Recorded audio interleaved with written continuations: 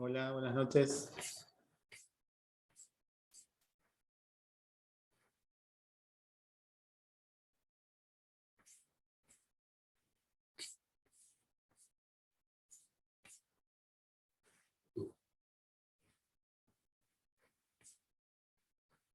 Buenas noches, ¿cómo están?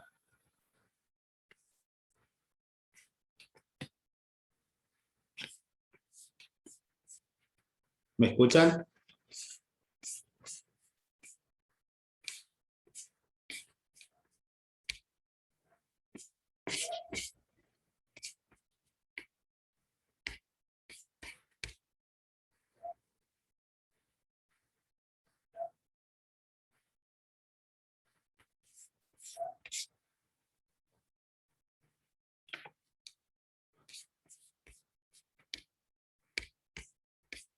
Buenas noches,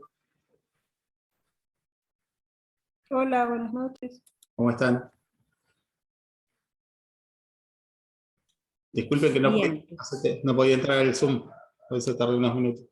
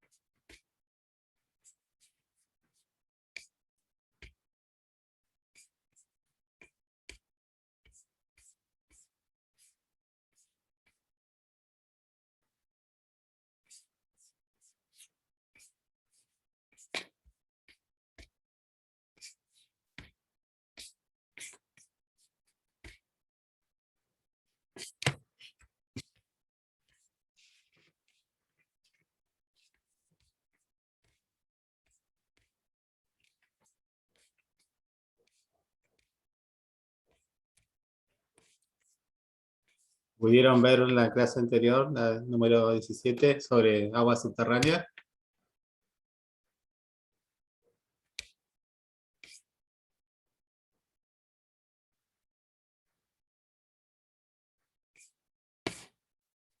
¿Me escuchan, chicos?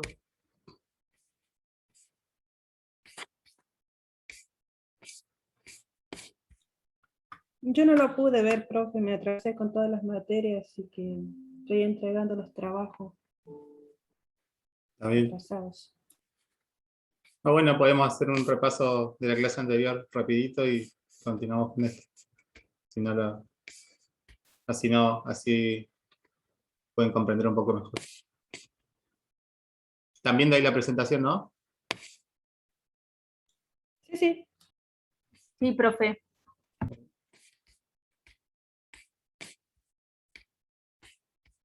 Bueno, el tema de la clase anterior había sido agua subterránea. Bueno, el de esta clase también, pero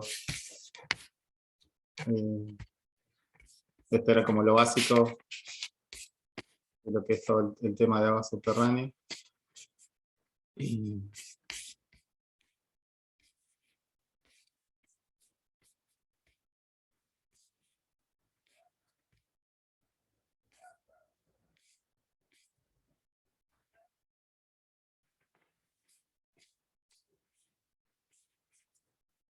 estoy acá porque me puso como para que cada vez que entre un alumno lo tenga que admitir, y eso no sé dónde se toca para sacarle eso y para que entre en directo, porque si no, no me voy a dar cuenta cuando entre.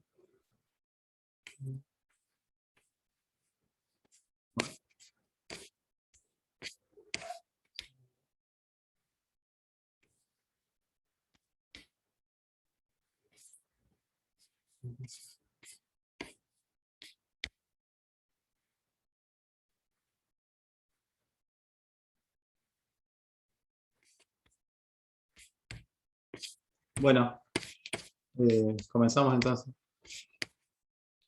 El tema es agua subterránea, lo que había sido la clase anterior. Lo que quería, empezábamos por el tema del ciclo. Ya habíamos visto antes lo que era el ciclo hidrológico y balance hídrico no, pero el ciclo hidrológico sí, que era todo el ciclo es un modelo conceptual en realidad, que describe el almacenamiento y el movimiento del agua entre la biosfera, en todo lo que sería el planeta Tierra, entre biosfera, atmósfera, litosfera y hidrosfera. Y son, bueno, todas las etapas que atraviesa la Tierra, el agua al pasar por la atmósfera y volver a la Tierra, la evaporación desde el suelo, del mar o agua, o cualquier cuerpo de agua, lagos, ríos, las condensaciones que se producen en las nubes, y luego la precipitación por medio de lluvia o vapor de agua, y luego la acumulación en el suelo de esas masas de agua y de vuelta a la evaporación para volver a continuar con el ciclo. Bueno, este ciclo hidrológico lo que me involucra es un transporte recirculatorio indefinido o permanente del movimiento. Se debe fundamental a dos causas. La primera es el sol, que proporciona la energía para elevar el agua, o sea, para pasar el agua de estado líquido a gas, que ese fenómeno se denomina evaporación. Y la segunda de las causas que generan este movimiento en el ciclo es la gravedad de la Tierra. O sea, la fuerza de la gravedad de la Tierra, que hace que el agua, cuando se condensa, descienda como forma de precipitación o como escorrentía sobre el suelo o como escurrimiento. Esos son los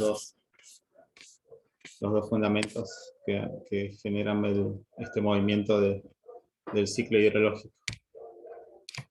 Y el concepto de balance hídrico es la evaluación de los recursos hídricos de una cuenca. Requiere una estimación correcta del balance hidrológico, es decir, que comprende el ciclo en sus diferentes fases, la forma en que el agua se recibe por precipitación y se reparten del proceso de evapotranspiración, escorrentía e infiltración. Hay una ecuación de balance hidrológico, esto para que lo sepan, pero no lo vamos a ver, pero si estudiarían esta materia en profundidad, en geología se estudia, como una materia que se llama hidrogeología, se ve todas estas ecuaciones, bueno, de balance hidrológico. Pero bueno, sepan que existe una ecuación de balance hidrológico, que es una expresión muy simple, aunque la cuantificación de los términos es complicada, generalmente porque no tenemos mediciones directas, por ejemplo, mediciones de caudales de ríos, o mediciones de cantidad de lluvia. Necesitamos todas esas medidas para poder cuantificar esta ecuación del balance hídrico. Generalmente hay, pero no en todos los lugares, no sé, en pueblos muy pequeños o en lugares muy aislados no contamos con esta información. También la variación especial de la evapotranspiración, bueno, necesitamos aparatos de medición que estarían distribuidos, que midan la evapotranspiración, o sea, la evaporación del agua sobre el suelo. También las plantas también generan evapotranspiración. Y las pérdidas profundas en los acuíferos por infiltración también. Y las variaciones del agua que están almacenadas en las cuencas. En general, lo que se puede afirmar es que el agua que cae en un sitio determinado, parte del agua va a volver a la atmósfera, ya sea por evaporación directa o por transpiración de la vegetación, que era lo que les decía yo, la evapotranspiración, y otra parte escurre por la superficie de la cuenca. En la cuenca sería el lugar donde me acumula el agua, ¿no? En una zona baja, generalmente. Y ahí tenemos escorrentía superficial. Este escurrimiento fluye a través de una red de drenaje hasta alcanzar los cauces principales y forma un río. Esta red de drenaje más chica se va uniendo a ríos a cauces más grandes, forma un río y finalmente va al mar. Y otra parte se infiltra en el terreno y se incorpora al sistema de agua subterránea. Y ahí me formó un acuífero, que eso sería la infiltración del agua. Y estas magnitudes cumplen con la ecuación esta, que es ETR, que es correntía, evapotranspiración y infiltración. Eso me daría el balance, esta ecuación del balance hidrológico. La fórmula general que se utiliza en el balance hidrológico es la siguiente: captación menos evapotranspiración es igual a correntía superficial más infiltración. del balance hidrológico, podemos conocer el estado de la humedad de la cuenca, en la cual está asociado al aporte de la precipitación recibida, y se descuentan las pérdidas generadas, y a partir de eso podemos clasificar el tipo de año que vamos a tener, húmedo, normal o seco. Todo esto se utiliza en realidad mucho para los cultivos, se estudia todo esto en agronomía, también puede ser, para ver los tipos de cultivos que van a tener y para conocer poder determinar cómo va a ser cómo fue mi ambiente para sembrar, cómo va a ser mi año, si va a ser húmedo, normal o seco. Se utiliza para eso, pero todo eso necesita muchos recursos de medición distribuidos en la zona de interés. Eso era para que tengan como un pantallazo general sobre ciclo hidrológico y balance. Y bueno, acá vamos a ver algo que es importante para que tengan en cuenta y sepan diferenciar estos conceptos de porosidad y permeabilidad. Por ahí no sé si lo escucharon alguna vez, lo escucharon o no, y por ahí que quizás se esta confusión. El término porosidad significa el agua que está en el terreno, porque en el lecho de la roca o en el sedimento, debido a que esos sedimentos o esas rocas, si la roca está fracturada en realidad, pero en los sedimentos sí, o en el suelo, hay muchos huecos o espacios entre esos sedimentos, entre esos granos del suelo de la roca que está alterada, y la cantidad de agua subterránea que puede almacenarse depende de esos poros que hay en esos granos de suelo o de roca. El espacio que queda entre los granos, eso es la porosidad. Se define, para la definición correcta, es el porcentaje del volumen total de roca o sedimento que está formado por poros. O sea, yo tengo mis granos y el resto del espacio que no son granos o que no son sedimentos serían los poros. Entonces ese volumen total de una roca sería mi porosidad. Bueno, estos huecos son espacios que quedan entre las partículas sedimentarias, pero también son comunes las diaclasas. ¿Se acuerdan que las diaclasas eran fracturas? También pueden ser fallas. También tenemos que tener en cuenta las cavidades formadas por la disolución. La disolución es debido a roca que se puede disolver por algún ácido débil, por ejemplo por el ácido carbónico, como la caliza. Y las vesículas que dejan los gases cuando escapan, vieron en una roca, ahora que está el volcán de España, esa lava que está saliendo ahí tiene muchos gases. Entonces esos gases al escapar de la lava generan vesículas, que serían son espacios vacíos que dejan el gas cuando escapa de la lava. Entonces, cuando esa roca de fuego, cuando se enfría y uno la va a ver, ve que está llena de vesículas, de agujeritos, debido al escape de los gases.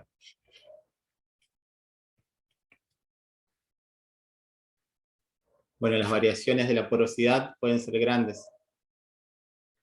Sedimentos que sean bastante porosos y los espacios abiertos pueden ocupar entre un 10 y un 50% del volumen total del sedimento. Y este espacio poroso depende del tamaño y de la forma de los granos, de cómo están empaquetados, o sea, cómo están distribuidos, qué geometría adquieren esos granos, cómo se acomodaron sobre el sedimento. Y del grado de selección, si están mezclados con distintos tamaños de granos, o son todos uniformes, heterogéneos, o son homogéneos. Y en las rocas cementarias la cantidad de material hay, y cuánto cemento tienen, material cementante que unen estos granos. Por ejemplo, si tenemos en cuenta una arcilla tiene una porosidad de hasta 50%, bien, la arcilla estamos hablando de un tamaño de grano muy pequeño, del sedimento o en la roca, mientras que algunas en gravas, que ya estamos hablando de algo más grande que una arena en tamaño de grano, tienen un 20% de huecos. O sea, la arcilla tiene mayor porosidad que una grava. al tener los granos más pequeños, la arcilla, tenemos mayor espacio. O sea, todos esos granos me generan un montón de huecos al ser tan chiquitos. O sea, el contacto entre cada grano, al tener tanta cantidad de granos pequeños, tenemos un montón de espacio que no está relleno por granos. Y esto disminuye ese espacio cuando mi sedimento es más grande. Por ejemplo, en las gravas tenemos menor cantidad de huecos. Eso era lo que era porosidad, y el concepto de permeabilidad se aplica también a una roca, a un sedimento, pero no, la permeabilidad es el pasaje, no permitir el movimiento de agua a través de estos materiales como roca o sedimento. No, perdón, esa lo voy a corregir, no, está mal. Esta definición después la voy a corregir o lo voy, no tengan en cuenta, a ver. La voy a modificar y la voy a pasar de vuelta a esta presentación. La voy a eliminar está mal esto. La primera, acá donde dice permeabilidad. La permeabilidad de un material, lo que está bien es la segunda. Es la capacidad para transmitir un fluido. Es también muy importante que el agua subterránea se mueva serpenteando, girando a través de pequeñas aberturas interconectadas. Cuanto Hago una menor- consulta. ¿Sí? ¿Usted está cambiando la diapositiva? ¿Sí? No, estamos viendo solamente la explotación de agua subterránea. Avísame. ¿Será porque...?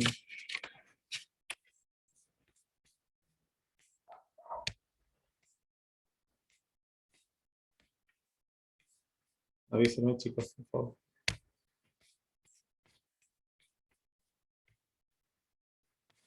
Ahí. Sí, balance. ¿Mi habilidad están mirando? Sí. Avísenme, cualquier cosa no me dejen. Si no, no me van siguiendo. Por favor. Bueno, la permeabilidad de un material era la capacidad de transmitir un fluido. Como si nosotros miramos, ahora estamos hablando de agua subterránea, se mueve entre el sedimento y se va transmitiendo a través de esos huecos, ¿no?, que teníamos en el sedimento. Se va moviendo a través de esos poros que están interconectados. Cuando ese espacio entre los granos de esos poros sean menores o tengan menor diámetro, el movimiento del agua va a ser más lento. Entonces podemos dividir a dos tipos de movimientos del agua subterránea. Hay una porción que drena bajo la influencia de la gravedad, que como habíamos dicho recientemente, que la gravedad tenía influencia en el movimiento del agua. Ese movimiento por gravedad se denomina porosidad eficaz o efectiva, en realidad, también puede ser. Y la parte que es retenida del agua, ¿no?, en los poros, a modo de película sobre la superficie de las partículas y las rocas en diminutas aperturas, se denomina retención específica. O ese tipo de agua que queda adherida sobre el grano, como genera una fuerza, el grano y el agua que queda adherida sobre el grano. La porosidad eficaz o efectiva indica cuánta agua es realmente que se puede usar, mientras que la que se retiene indica cuánta agua va a permanecer adherida al material o al sedimento, como les decía, que esa agua queda pegada al grano. La retención específica. Acá tenemos un cuadro donde tenemos valores de porosidad eficaz y la retención, o sea, el agua que me queda retenida en el grano. Si nuestro material es suelo, tenemos una porosidad del 55%, una porosidad eficaz, o sea, el agua que se me puede mover sería un 40%, y un 15% me va a quedar retenida de todo este espacio poral que tengo del 55%. En cambio, si yo tengo una arcilla, sería como les decía recién, que es un material que tiene un muy pequeño tamaño de grano, solamente voy a poder mover un 2% de este total de 50% de porosidad que tengo. Un 2% de ese volumen, porque no está inmovilizado el tipo debido al tamaño de grano de la arcilla. En sí voy a tener agua, bastante agua también, mucha, pero esa agua me va a quedar retenida, no la voy a poder mover. Me va a quedar adherida a esa gran cantidad de granos que tengo, porque debido al tamaño del grano de la arcilla, que es muy pequeño, tengo muchos granitos. La arena tiene una porosidad menor que la arcilla, ya de 25%, pero el agua la puedo mover fácilmente, debido a eso, al tamaño de grano que es mayor, y la retención solamente es de un 3%. O sea, los acuíferos generalmente, para que produzcan agua, generalmente de suelo no producen, o sea, no son los mayores acuíferos de suelo, porque está muy sobre la superficie, ¿no? Pero sí son de material de arena o grava. ¿Vieron? Porque podemos producir un 22% de la porosidad que tengo. Después tenemos la caliza, y bueno, que va medio similar con la grava, pero lo mejor para un acuífero sería el material de arena. Bueno, seguimos con esto. Por ejemplo, la capacidad de la arcilla para almacenar agua es muy grande debido a la gran porosidad que tiene, pero los espacios porosos son pequeños. Como les decía, entonces esa agua no se puede mover. Si mis espacios de poros son muy pequeños, el agua no la puedo mover. Acá la arcilla son el 48% de la porosidad, no, me queda retenido todo. En cambio, si el material tiene un mayor tamaño de grano, por ejemplo arena, sí, tengo los poros son más grandes y el agua se puede mover.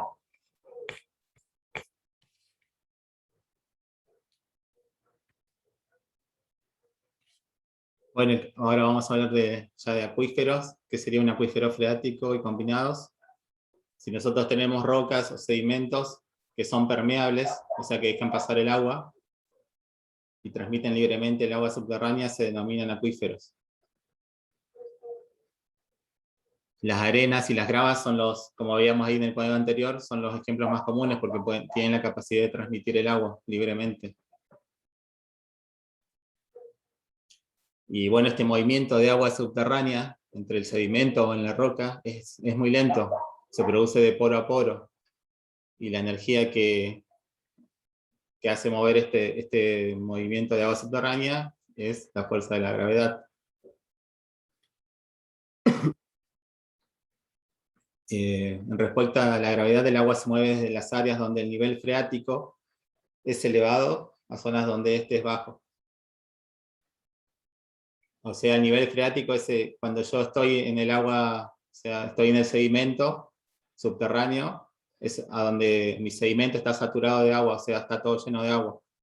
No es un río en realidad. Si mucha gente por ahí piensa que abajo tenemos ríos subterráneos, pero no.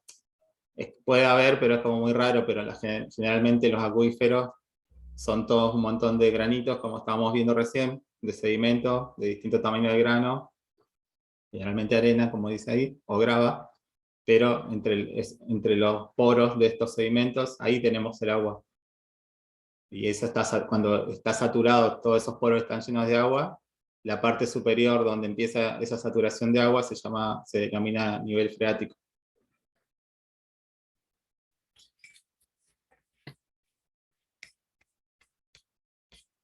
Y bueno, el agua se mueve a partir de... se mueve a través del nivel freático, y siempre va a descargar, se dice, en las zonas donde este nivel freático es menor. Si tiene pendiente mi nivel freático, siempre va a haber la descarga, o sea, el agua subterránea va a salir aguas abajo, o sea, a donde mi nivel, la pendiente sea menor. Por ejemplo, ¿vieron lo que le dicen mallines o vertientes, manantiales? Esos términos significa que el agua subterránea, el nivel freático está más arriba, y ahí va descendiendo el nivel freático hasta que toca la superficie. Y ahí aflora como un manantial, vegas, vertientes, tienen varios nombres, depende del lugar del país. Acá le dicen mallines, en el norte le dirán, creo que le dicen vertientes. Y es lo mismo, básicamente es la salida a superficie del nivel freático, del agua subterránea. Y acá tenemos unos, en este dibujo acá a la izquierda,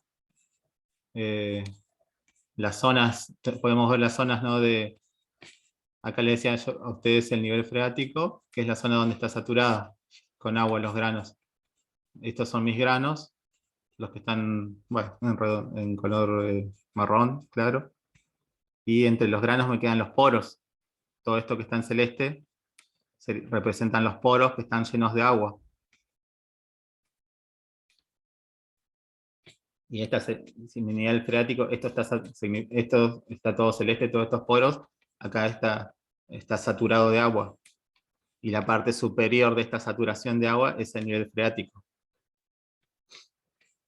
La parte de arriba del nivel freático es la zona de aireación, donde el agua se mueve a través del sedimento o las rocas, hasta que llega acá y se satura.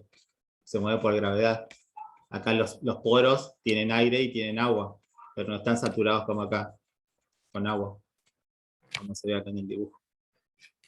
Y si acá lo vemos en un corte, acá en un terreno, acá tenemos un río, tenemos una pendiente hacia el río, y mi nivel freático sería esta superficie. Esta superficie, la punteada no, la que está arriba. La punteada negro no sé, donde empieza lo celeste. Ese sería mi nivel freático.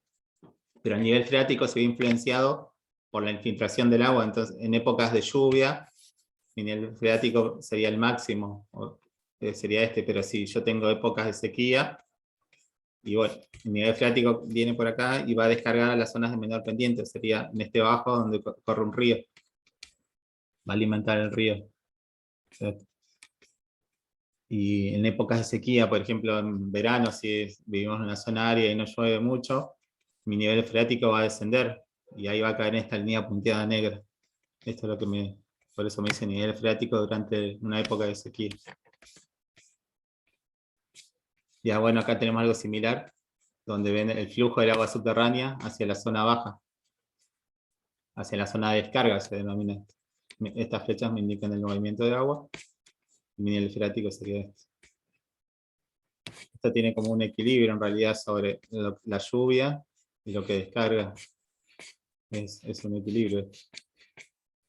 Y ese equilibrio se puede romper si nosotros perforamos un pozo de agua subterránea y empezamos a bombear esta agua subterránea hacia la superficie. Bueno, me puede generar diferentes problemas que vamos a ver más adelante. Otro tipo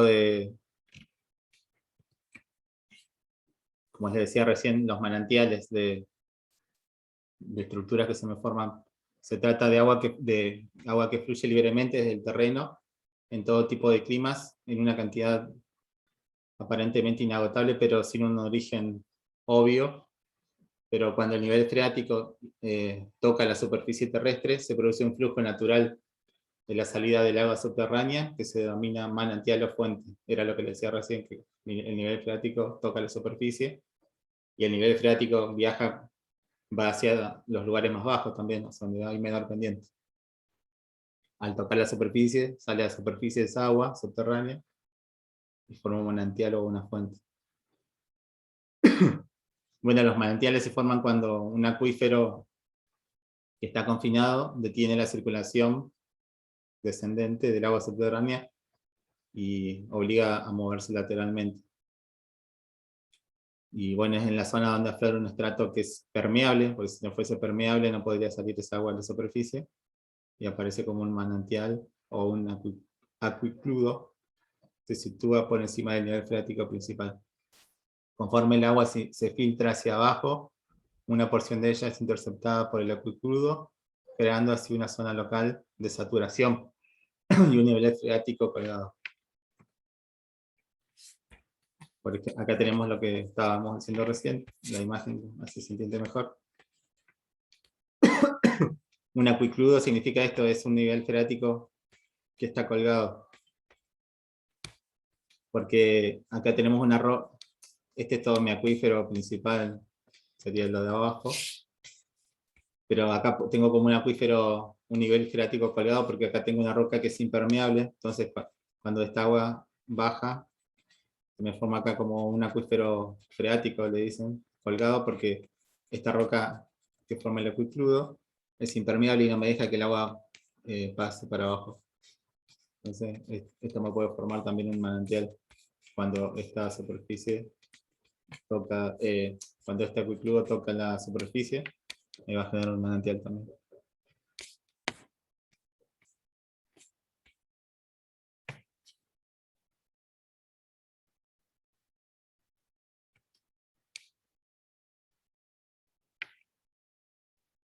Que es un pozo artesiano, el concepto de pozo artesiano. La mayoría de los pozos no pueden ascender por sí mismos. En algunos pozos el agua, un pozo no que se perfora, en algunos pozos el agua asciende derramándose a veces por la superficie.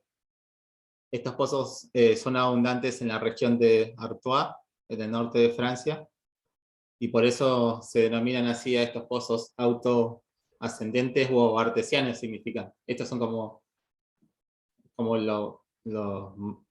algo raro. En realidad puede pasar, pero no es lo común. Para que exista un sistema de pozo de tipo artesiano, tienen que cumplirse estas dos condiciones. El agua debe estar confinada en un acuífero inclinado, de modo que un extremo pueda recibir agua.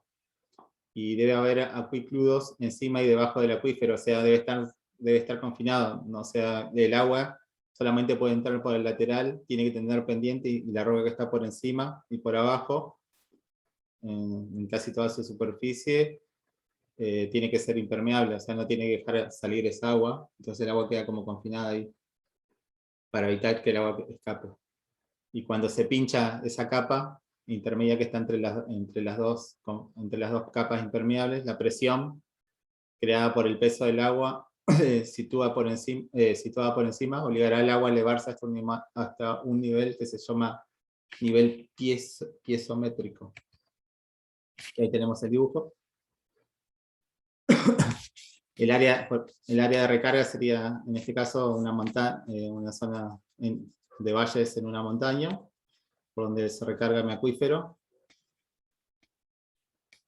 Y acá tengo dos rocas. Esta roca serían dos rocas, formaría el acuicludo, que sería esta roca marrón oscura, y la que está por debajo también, que son impermeables. Entonces, y mi nivel piezométrico sería la parte más alta. Esto tiene pendiente, tiene que tener pendiente, ¿vieron? Y el nivel piezométrico sería esta superficie donde está saturado mi acuífero. Pero esa superficie, cuando la llevo al medio ambiente, o sea, a la parte superior ya, del suelo, en el terreno, esa va a ser la altura hasta donde el agua va a subir. Si yo perforo un pozo, el pozo va a fluir, va a ser un pozo que no va a necesitar energía adicional, una bomba va a fluir hasta ese punto de la superficie piezométrica, que es la máxima altura de mi acuífero. Obviamente esta es una zona más baja. Y acá, como esta sería una perforación, tenemos un acuífero. Entonces, esta solamente se carga por esta parte. Y acá está confinado.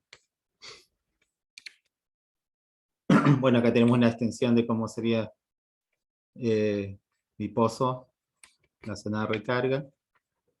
Y este pozo no va a fluir en esta área porque está por debajo de mi superficie piezométrica. Para que fluya necesito que esté por encima. Acá no va a fluir sin energía. Podríamos perforar y poner una bomba eléctrica o cualquier tipo de bomba, y ahí sacaremos agua. En cambio, en este caso, en el 2 sí, porque en este va a fluir espontáneamente, porque mi superficie piezométrica, como veíamos, está por encima del pozo. Entonces, cuando perforemos, la presión va a hacer que el agua fluya libremente. Sería un pozo surgente.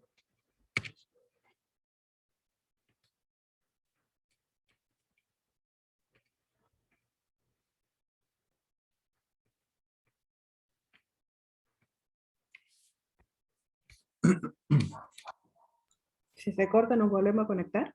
Sí, por favor. Hacemos el otro Ok. rapidito, si no es muy largo.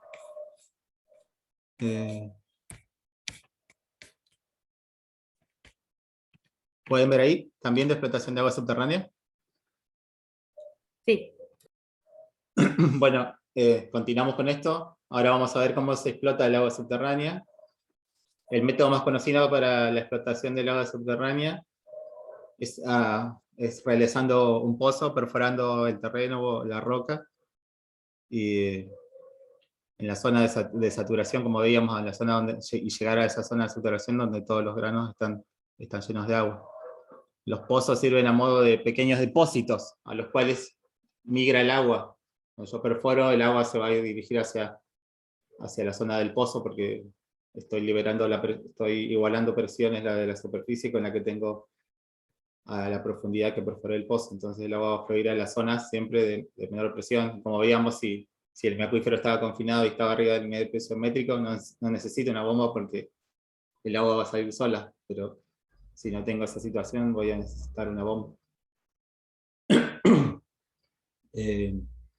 Bueno, generalmente necesito una bomba porque los pozos artesianos son como una rareza. Este nivel freático que habíamos visto, que era la zona donde tenemos la zona de saturación, donde mis granos de sedimento o roca están llenos de agua, puede fluctuar, varía durante el año, porque está condicionado a las estaciones. O sea, si es muy seco, no me llueve, este nivel freático va a descender, y si tengo mucha lluvia, el nivel freático se eleva. Por consiguiente, para asegurar un abastecimiento continuo de agua, un pozo debe penetrar debajo del nivel freático. O sea, sí o sí necesito perforar debajo del nivel freático, o sea, perforar varios metros debajo, porque si no, no va a funcionar muy poco tiempo el pozo. Bueno, para eso, para saber también hasta dónde tengo sedimento, tendría que explorar, hacer un estudio de sísmica. Les cuento así rápidamente, básicamente se dejan receptores y se plantan receptores, líneas sobre el terreno, y con eso se hace un estudio a partir de ver la resistividad del agua, del sedimento. En realidad, si el poro es una medida, la resistividad de ver si el agua no me conduce, si mi sedimento conduce electricidad o no. Bueno, a partir de eso puedo ver si tengo agua, depende de los valores de resistividad que me den, o que no tengo agua, puedo tener petróleo, gas, otras cosas. Pero básicamente para investigar y saber hasta qué profundidad tengo y cuál es mi espesor de sedimento que tengo agua, tengo que hacer exploración primero para saber, a partir de estos métodos sísmicos o geofísicos. Bueno, continuamos entonces con lo que es la explotación. Cuando se extrae agua de un pozo, el nivel freático alrededor del pozo se reduce. Entonces, porque este efecto se denomina descenso de nivel y disminuye al aumentar la distancia desde el pozo. Y el resultado es una depresión del nivel freático de forma aproximadamente cónica, conocida como cono de depresión. Sería este caso de acá de abajo. Si yo empiezo, este es mi pozo. No tengo dos pozos en realidad. Ah, sí. No, sí, tengo tres pozos inicialmente. Este y este. Este es más profundo. Si yo empiezo a producir, o sea, empiezo a bombear agua, esto es mi caso inicial. Si yo bombeo mucha agua, un bombeo intenso, lo que voy a hacer es que el agua, el flujo, este pozo empiece a el flujo de agua venga hasta este pozo y me genere este cono, que es el cono de presión. Y lo que me va a producir es que estos pozos queden ya sin agua, van a quedar secos. Es por el intenso bombeo de esto, porque lo que yo estoy sacando es mayor de lo